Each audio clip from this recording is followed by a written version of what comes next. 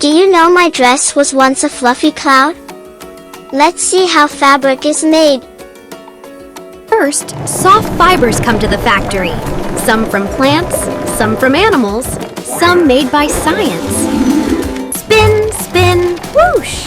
The fibers twist together to become long yarn. Now the yarn plays crisscross, up and down, ta-da!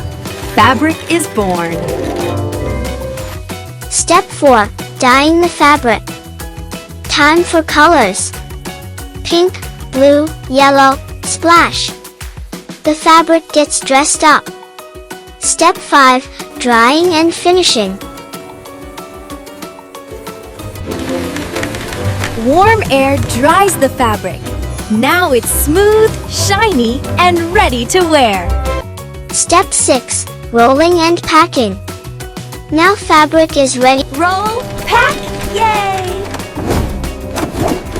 This fabric is ready to become clothes like mine. Wow! From fiber to fabric.